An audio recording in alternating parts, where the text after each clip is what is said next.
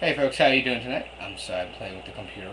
Um, there's something I thought would be good to basically imply out there. I think everyone will find this actually a pretty educational thing. Just something to promote. I went to a couple fire prevention nights, which apparently was a, you know, very, educational, fun. I actually was volunteering to help them out during the event. I don't volunteer normally. I'm actually applying for it to apply at the one place because a place that I want to provide, um, you know, what do you call it? Volunteer service, I guess you can call it. So I can get education on EMT, Fire 1 classes I can get into, and it will help me, but also because I know people in there and I'm comfortable with them. Now back to what emergency is. An emergency, which I have a really good definition here. I found this is a pretty, I got it from, it's called WordNet. It says Princeton.educate. There we go. It says here, a sudden unforeseen crisis. That's what you ask yourself. What is an emergency? It is a sudden unforeseen crisis, usually involving danger in most cases. Alright? Requires immediate action, which is what 911 is all about. 911 is needed for an emergency. Now, for all you folks, I mean, no offense, okay? I'm putting my word out there. All you folks understand that it is for an emergency crisis. Not so you could say, my daughter's being defiant, or my daughter's not listening to me. That's not what it's for. It's for if someone's life is in danger. If maybe someone's property is at risk or danger. It is a crisis that is uncontrolled. Your daughter, or we'll say kid, if you can't control your kid, then no offense, you shouldn't be a parent. Or you should at least try to see if you could see a therapist. So that 911 emergency is for emergencies. Now, we're going to say here's a situation, a scenario that you're in, where, we're going to say this. Here's a scenario for you. Alright, you got three scenarios. I'm going to give you a fire, police, and an ambulance scenario. The police starting with, okay? If you're reporting suspicious activity, that's not for 911. They actually reserve lines for that reason. It's a non-emergency number. Okay, most of you people in my town know that. So we have, a lot of people report it always on that phone, which is good. But 911 is for, say you got someone trying to hurt, say you have a kid and you have a ex-boyfriend or husband, or say ex-girlfriend, which is the mom, and you took custody of the kid. We'll just say that's the situation that's going on, and you're talking, this guy is trying to break in your home, or this woman's trying to break in your home, or try to harm you in any way, and she has a gun, we'll say. That's when you dial 911, because that is an emergency situation where that person could shoot the door open, and then they're gonna hurt you. Okay, they want revenge. Okay, that is an emergency situation that you cannot control what that other individual does on their action, their behalf with their actions. It could harm you. It could harm your child that you're trying to protect in custody, which you got custody, from your family courts. That would be a situation for the police 911. The police would be down there in seconds. Another thing is if you reporting someone,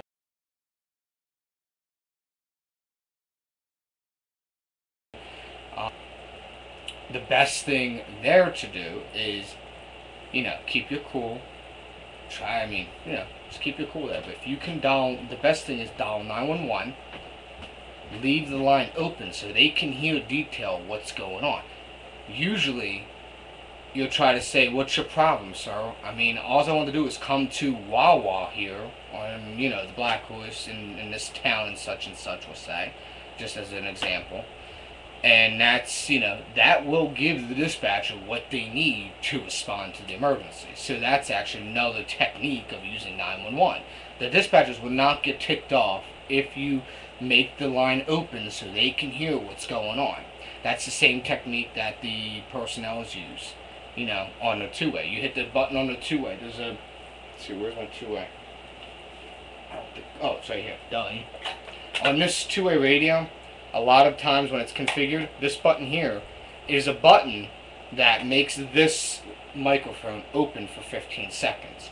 The dispatcher can listen what the cop is saying drop your gun, and they'll know where they're at already, of course, because most of the time you got to report where you're at, and that's what will happen. That's almost an example of what they'll do with 911. They'll listen and they'll see the details of where you're at. Now, another thing to look at is an ambulance. Well, fire, I should say. Fire. Say you have a CO2 alarm that goes off. Okay? A CO2 alarm, if you guys don't know, if you're young people watch, is your gas, we'll say. You know how, like, ask your parents about it if you're watching this. It's called carbon monoxide. Ask them, say, what is a CO2 alarm? Get educated on it. It's good to know what these are. If that goes off, you dial 911. Because that won't, it's this thing that you put on the wall. It's like a smoke detector. There's all those smoke detectors. You put that, you hear that go off, you dial 911, and you evacuate your house immediately. Because it is very deadly carbon monoxide. It will kill you within minutes if you breathe that in. So that's what you have to do. You have to dial 911 for that situation.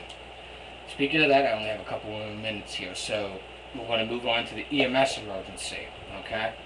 The EMS emergency is where, say, you have a parent that seems to be holding their chest, panicking. Okay? You're getting nervous because you're young and you don't know what to do. Don't panic. As a kid, you're going to panic no matter what. But try to just think a second, pick up that phone, and you dial 911. That will guarantee the safety for yourself, because you're a little, if you're a little young kid, it's safety for yourself, and you're helping your parent out. You're like a hero for your parent and for yourself, because you're helping your parents out. Your parents will also sometimes instruct you, they'll say dial 911 during this situation. That's what and that's what you do. You tell them your address. Make sure you always know your phone number.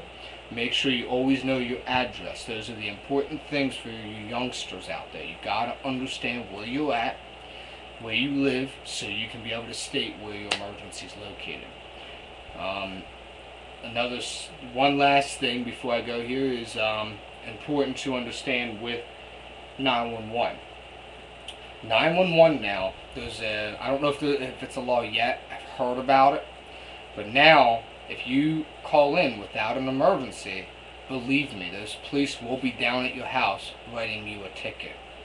Because that's misuse of 911. You could also get locked up for it. So make sure anytime you use 911 for an emergency, make sure it is a crisis, which I mean a sudden, unforeseen crisis, I should say, or a situation which is most likely danger, to use 911.